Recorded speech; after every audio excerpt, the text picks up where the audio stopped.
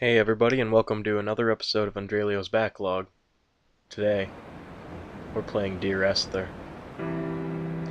Now, Dear Esther came out in 2012, last year, by the Chinese Room, and it was originally released as a source mod. Everybody knows the story.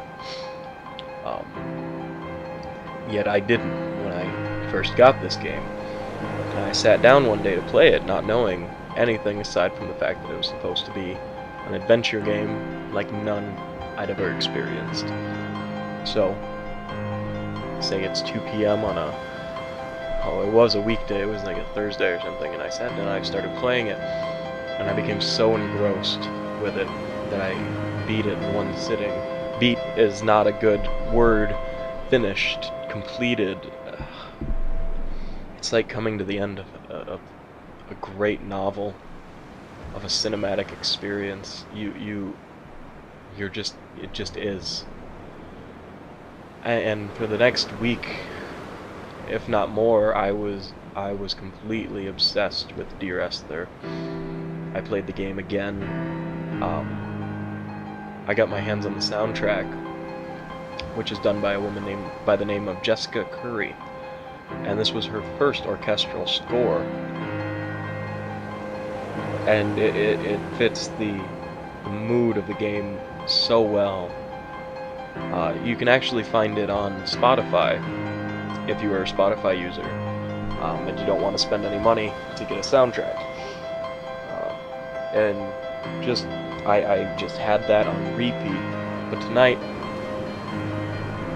we're going to play through Dear Esther, and you will see what I'm talking about. The game is broken up into 4 chapters, all of which are narrated by the narrator, whom you are controlling, in a sense. You wander through this island, and things spark your memory, and you recite these excerpts from letters, thus Dear Esther, Esther being a presumed lover of yours. Dear Esther, the morning after I was washed ashore, salt in my ears, sand in my mouth, and the waves always at my ankles, I felt as though everything had conspired to this one last shipwreck. I remembered nothing but water, stones in my belly and my shoes, threatening to drag me under to where only the most listless of creatures swim.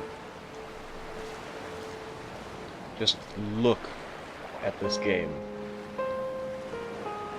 This is an independent game. I've never played an indie game that looks this gorgeous. The narration is done by a top-notch voice actor. He sounds so authentic, and the literary qualities of the writing are superb. You can really... just listen to that music. You can really tap into his forlorn mourning, his academic evaluation of something that's purely emotional. There's a detachedness and a fear of the thing which he is attempting to confront himself with. Occasionally you come across buildings such as these which you're able to wander through. The game developers did such a great job with the atmosphere. I mean, just when I walked in, the howling of the wind sounded so authentic. There's nothing really in this game for anyone who doesn't appreciate a story. There's no objective, there's no bosses, there's no fighting. I mean, one would assume this looks a lot like Myst, and it does, but there are no puzzles to be solved. The only puzzle is the story. You will find things like this, which is a chemical thing. I forget the name. Bonding of molecule? Is that what it would be? Oxygen, hydrogen, carbon. But I'm not proficient in chemistry enough to know what it is. But we see those more often. And there are little clues throughout this game to expand the story, even beyond his narration. Another great thing, you see all these paint cans, which explains the elemental paintings on the walls and such later on. But who did it? Was it you, the narrator? One of the things is, are you alive? Are you actually on this island? Or are you somewhere else? Is this limbo? Purgatory? Heaven? Or is it hell? The audio samplings, which the narrator speaks from the letters to Dear Esther, are actually randomized for the most part. Certain areas you walk by will always spark the same conversational notes, but I can't remember the exact numbers, but there's something like 30 different excerpts, and in any one run-through of the game you'll only hear 15 to 20, so you can actually replay this game and have a completely different experience every time. My only abilities in this game are to walk, look at things, and the left mouse button, which zooms in to look at things even closer, such as this, lobster traps, which tells me that this island was inhabited, as if the buildings earlier didn't. There's no jumping, there's no crouching, there's nothing to pick up. There was once talk of a wind farm out here, away from the rage and the intolerance of the masses. The sea, they said, is too rough for the turbines to stand. They clearly never came here to experience the becalming for themselves. Personally, I would have supported it. Turbines would be a fitting contemporary refuge for a hermit. The revolution and the permanence. The revolution and the permanence. The diction level of the writing is astronomical at times. It's very verbose. And as I said, the narrator is a top-notch voice actor and does an amazing job of capturing this feel. This is a game that I would suggest playing in the dark. I have found the ship's manifest, crumpled and waterlogged under a stash of paint cans. It tells me that along with this present cargo, there was a large quantity of antacid yogurt bound for the European market. It must have washed out to sea. God knows there are no longer gulls or goats here to eat it. A game that is best played in the dark, on a large television with a very good sound system, or headphones, because they do great things with trading from one speaker to another. A couple fingers of a single malt whiskey, aged at least 30 years, and either a large, expensive cigar or a fresh pack of cigarettes, whichever is your preference. Remember, this game is not to be played and beaten. It's not meant to be crossed off. It's not an achievement for a game. You live it. You experience it for what it is. It's as if you were to open up Joseph Conrad's Heart of Darkness in the morning and read through it straight to the evening, and then think about it for the rest of the night.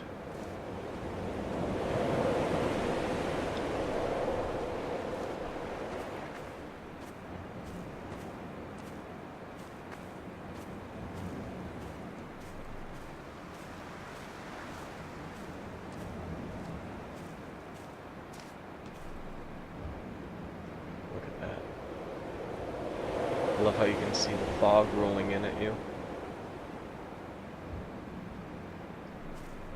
There's a beacon just beyond. We will come to later.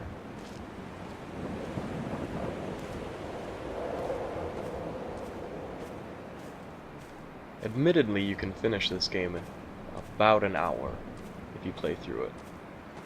My first time I took almost 2 hours because I was stopping and just gaping at the scenery. The mount is clearly the focal point of this landscape. It almost appears so well placed as to be artificial. I find myself easily slipping into the delusional state of ascribing purpose, deliberate motive to everything here. Was this island formed during the moment of impact? When we were torn loose from our moorings, and the seatbelts cut motorway lanes into our chests and shoulders, did it first break surface then? And that's the first allusion to a car crash, which we assume the narrator and Esther were in. When someone had died or was dying, or was so ill they gave up what little hope they could sacrifice, they cut parallel lines into the cliff, exposing the white chalk beneath. You could see them from the mainland or the fishing boat, and know to send aid or impose a cordon of protection, and wait a generation until whatever pestilence stalked the cliff paths died along with its hosts. My lines are just for this, to keep any would-be rescuers at bay. The infection is not simply of the flesh. So those lines on the cliff, we find out the narrator has done so that anybody who comes across this island will avoid it. He's banished himself. Whether he's tormenting himself or searching for an inner clarity, he says he has an infection of... We are not like Lot's wife, you and I. We feel no particular need to turn back. There's nothing to be seen if we did. No tired old man parting the cliffs with his arms. No gifts or Bibles laid out on the sand for the taking. No tides turning or the shrieking gulls overhead. The bones of the hermit are no longer laid out for the taking. I have stolen them away to the guts of this island, where the passages all run to black, and where we can light each other's faces by their strange luminescence.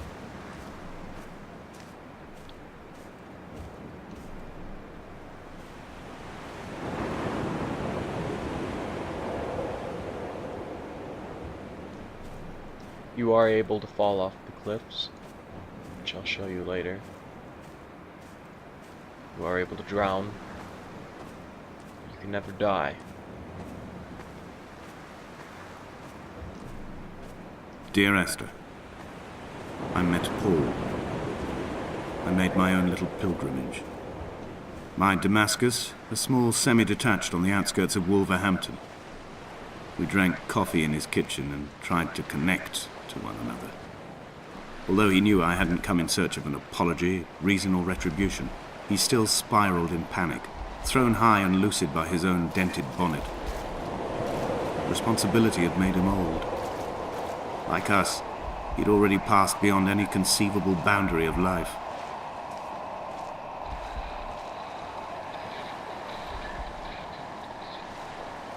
I would leave you presents outside your retreat, in this interim space between cliff and beach.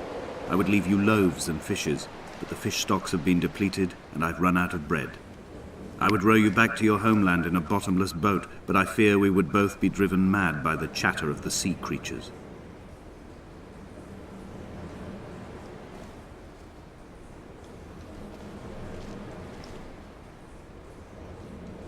The paintings are so vivid, so in your face. Such a stark contrast to the almost dull colors of the island.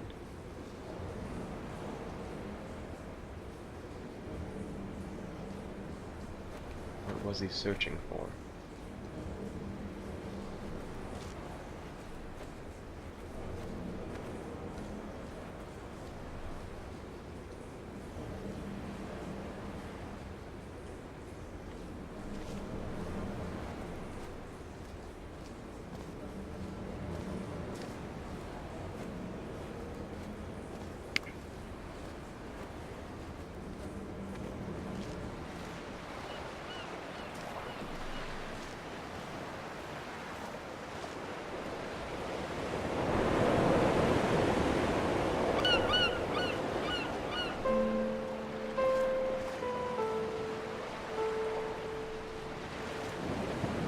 Let's go first.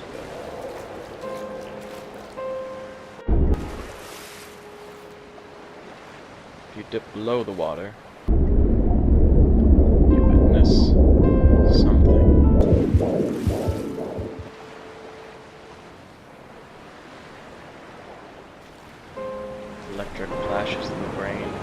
screams for life in the throes of death. Maybe. Come back. That's what happens when you drown. Come back.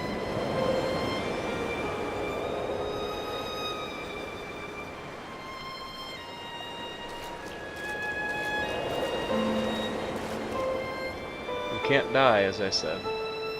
You can drown. You can't die. I'll keep my head above water. Listen to those violins. Jessica Curry did an amazing job. I would love to see more work done by her. Clearly I can't go that way.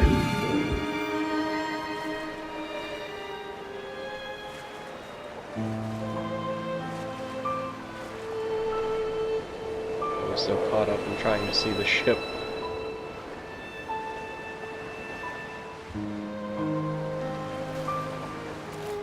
It's really interesting with this game because as if you're playing and you become so enraptured with it, even though you know you're completely alone in the desolation of this island, your eyes start to play tricks on you. You could swear you saw something just in the corner, just out of reach. That's happened to me more than once before.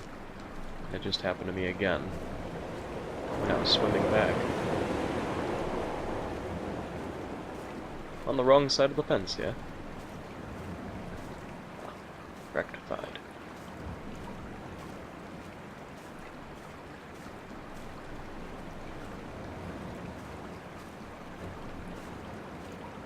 I dreamt I stood in the center of the sun, and the solar radiation cooked my heart from the inside. My teeth will curl, and my fingernails fall off into my pockets like loose meat. If I could stomach, I'd eat, but all I seem capable of is salt water. Were the livestock still here, I could turn feral and gorge. I'm as emaciated as a body on a slab, opened up for a premature source of death. I've rowed to this island in a heart without a bottom, all the bacteria of my gut rising up to sing to me. It was odd how it skipped. I'm going to assume that was fraps. My computer is a beast. I love this, the little Stonehenge-esque arrangement of carved boulders. Rooted very much in our own personal worlds, the Easter Island and whatnot.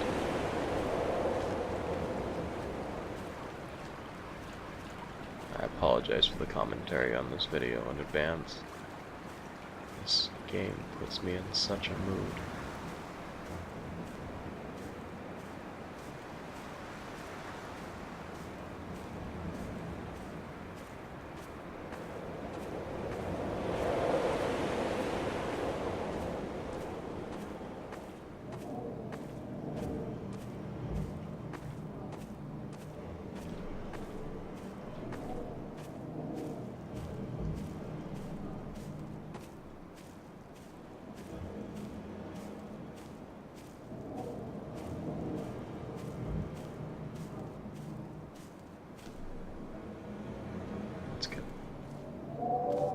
And that was the end of Chapter 1.